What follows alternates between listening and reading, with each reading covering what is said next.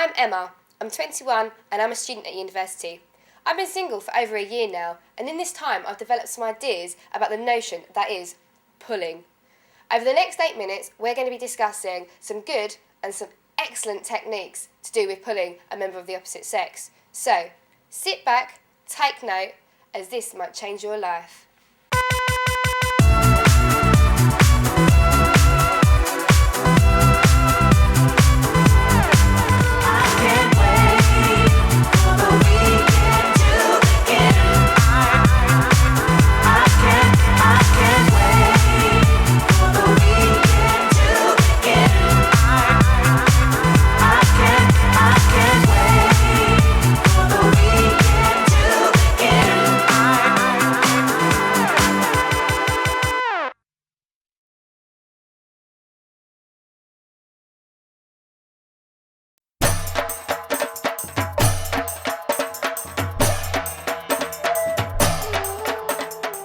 I'm Paula, I'm 20 and I'm single. I suppose I go out and pull because it gives a bit of drama to your night, and it gives you a reason to get all dressed up and stuff, and because you get compliments, and it's always nice to have an ego boost. Next we have a very, very big group by the name of... I like this. My name is Dwayne, I'm 22 and I'm single. I go out and pull because I basically enjoy it, you know. I'm at university, I'm young. Where I come from, we call it chirping. So once I've chirped a girl and I get a number and stuff, it's just, success. And that's the easiest part, I think. It's the hardest part is when you have to ring her and try and get her to suck your dick.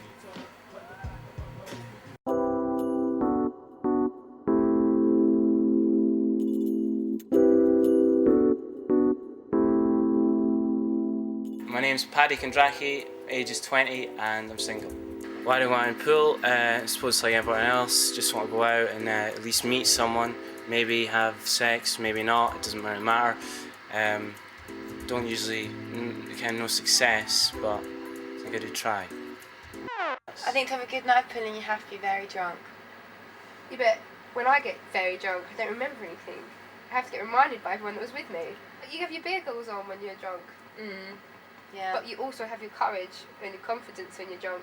Maybe us being drunk is better for everyone who's trying to pull, because we're more likely to say yes or actually give out our number if we're drunk. I'm still reluctant. It's like I go out on the pool, but yet I won't go up to anyone. And yet if anyone comes up to me, I'm like, excuse me? How dare you come up to me on the dance floor? Even if they're good looking. When I've come out specifically just to pull, and you've come up to me, that's the way it is though. I hate to say it, but that's the way it is. That's why it's shit.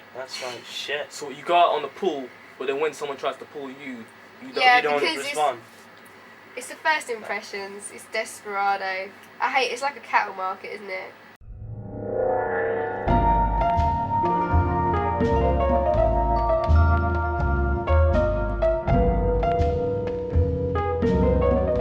Lesson 1, the discovery.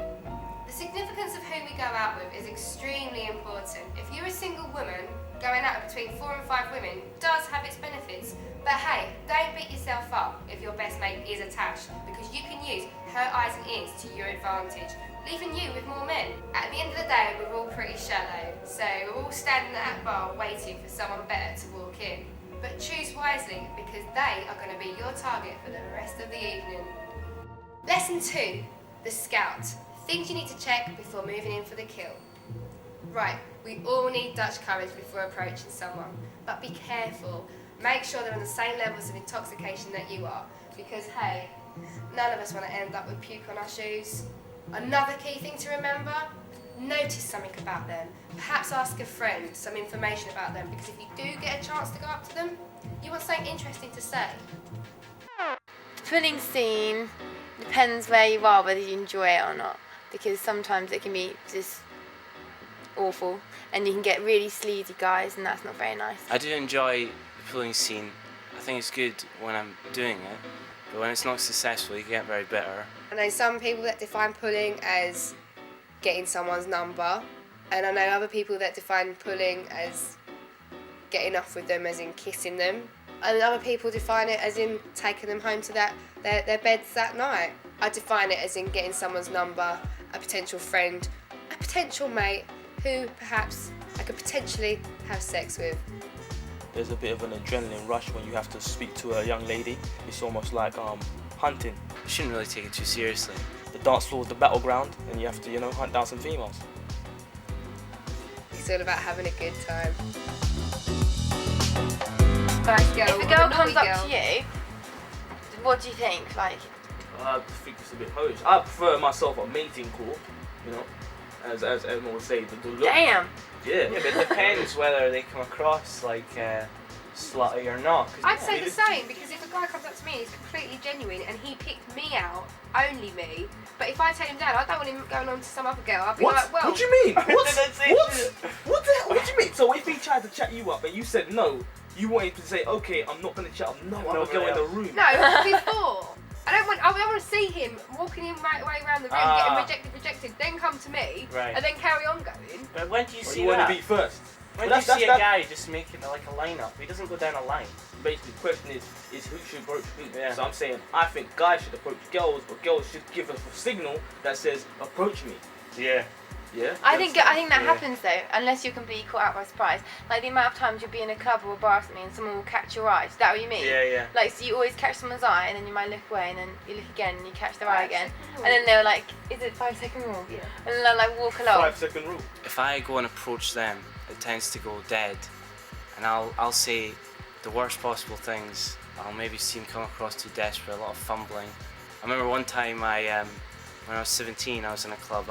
It was far too loud to talk to anyone, so I texted on my phone, and I went up to her and I said, and she read it, and it said like, how you doing, blah blah, do you want a drink? And then she was like, and I was like, yeah, we need to talk in mine. And she kind of just went, okay, and she kind of went like that, and then that was that.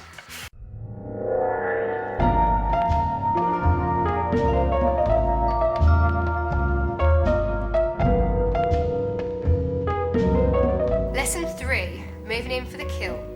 You can tell a lot about someone by the way they look at you. So, keep those sexy glances consistent, importantly followed by those flirtatious smiles. If you're still unsure, do the toilet check. When you come back from the toilet, if they're still looking at you, you're onto a winner. Lesson 4, the kill. Listen up guys, this is the last one. You only get one chance at this, so make it count. First impressions are important. Don't come across too desperate. But hey, relax. What's the worst that can happen? Worst case scenario, you end up getting utterly humiliated and never being able to show your face around campus ever again. Or you can get their number and end up having a pretty good night.